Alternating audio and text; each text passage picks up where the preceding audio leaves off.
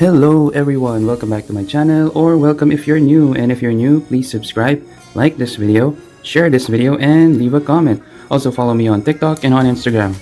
And as you can see, we're going to do a short review of the new DB Stadium, and finally we have it.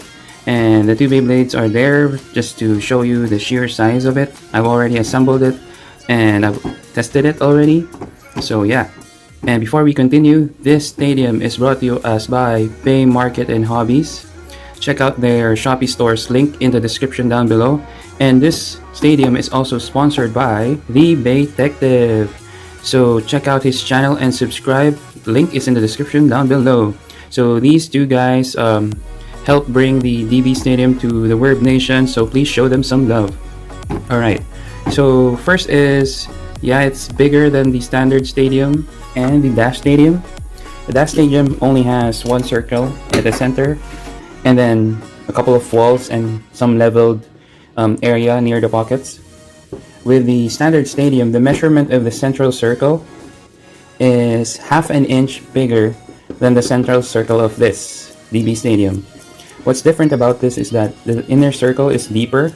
So what does that mean? If it's deeper, then some drivers may perform differently compared to the Dash Stadium or the standard stadium. If the drivers of the Beyblades are wide plates that are free spinning, like Mobius, Drift, Bearing, they'll have a harder time going to the center, because if the side of, since this is deeper, there's a more chance that the stadium would touch the outer part of the plate of the driver, so they're just gonna move around and lose stamina more.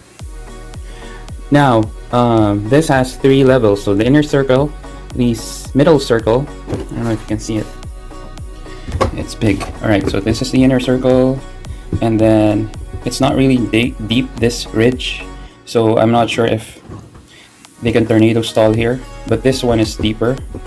So the second level is actually quite leveled, so chances are Beyblades are gonna stay here if they reach this area. And the outermost level of the circles, the Beyblades will hit the wall if they stay here, so chances are they're gonna get knocked back in by the walls, or they will lose some stamina because they're hitting the wall. Yeah, that's what's gonna happen there. And they have this two curved, I don't know, they're like pushed more inward, just so that the Beyblade, when a Beyblade hits that part, they're gonna get knocked back in and not just go out. So this has two pockets. When you hit these pockets, chances of getting back is slim because of this slanting wall or roof over the pocket. Unlike in the standard stadium, this is all like vertical. If it's slanting like this, if the Beyblade hits this, they're just gonna be forced to go down and not go back in. So it's the same with the Dash Stadium. When you go out, you're not gonna get back in. It's harder. Also, I'm just showing off the stickers that Beymarket and Hobbies gave me. So I put it I put it on the stadium and it looks so cool. Probably put more stickers, I don't know. Yeah, it just makes the entire stadium more cooler with their sticker. So what happens with these three levels? It would definitely change the gameplay of Beyblade. Every time you're gonna go in a tournament, you have to know what stadium you're gonna use, because each stadium will require you to change your parts or change the way you launch. It will definitely make the game more complicated, and yeah, but again, your creativity and your brain power is gonna get squeezed for thinking of more strategies to win.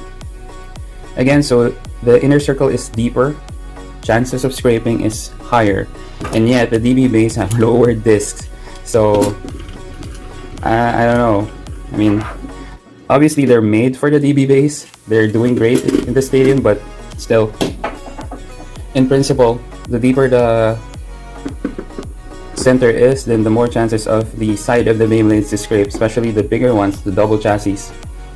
Now, if you're gonna use attack types with rubber tips, chances are you're gonna lose all your stamina once you reach the second level, because you're gonna stay there most of the time. And when you go down, it has a pendulum effect. since it's deep, it adds to the force going down, speeds you up, and then you go back up. That happens. You're staying here for a long time, you're circling around, and then when you go down, you go back up. So again, there are a lot of chance where a Beyblade would just lose its stamina on the second circle. If the third circle is not that often reached by the Beyblade, probably only when they get knocked out, or if your driver is really fast and aggressive, you will get to reach this, but both level will just decrease your stamina, especially for those using the rubber tips.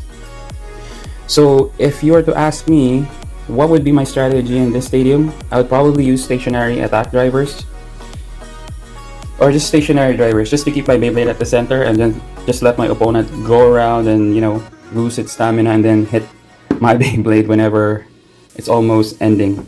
I mean, the round is almost ending. Yeah, if we use an aggressive driver, chances are you lose more stamina. So make sure that you're gonna launch in a way that you get to burst or KO your opponent right away. Again, only has 2 pockets, so the chances of KO is slimmer, and he has to climb 2 more levels just to get knocked out. So again, it's a game changer. A lot of people are complaining, a lot of people are adjusting. So yeah, if you got comfortable playing on the standard stadium or the dash stadium, then this is a game changer.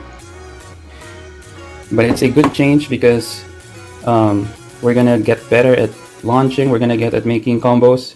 So my tip is, if you're gonna join a tournament, find out first what are the rules and what stadium they're gonna use, because your usual tactics in the standard stadium or dash stadium will not work on this one. Right? This gives more chance to newbies, I think. This levels the playing field compared to the dash stadium and the standard stadium. Also, I think the standard stadium is more for attack types. The dash stadium is also more for attack types, but this one, I think it would be more for the stamina types or the stationary type attackers. Just stay at the center. That's just me. We're still gonna test this stadium to find out more what improvements or what adjustments we can do or what recommendations we can make. But yeah, so enough talk, let's just try and battle these two. No, I'm just gonna try and launch Belial first. So that was a right downward tilt launch. Let's try a left downward tilt launch.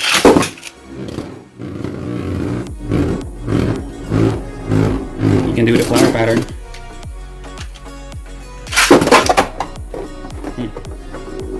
So yeah,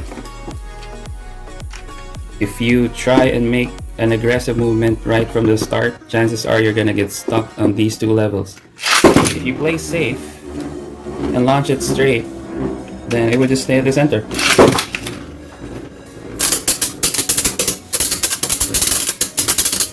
I think the king of this stadium is Cyclone Ragnarok, because it's just gonna stay at the center. Oh, of course it's not fair. We launch Belial too early.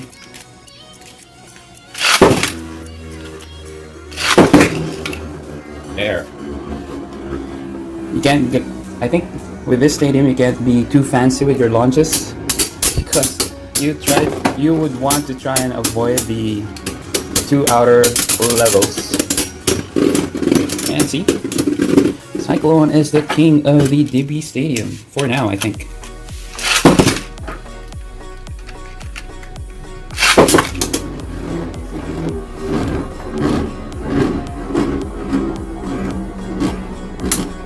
Yeah, staying at the center is the strategy for the stadium.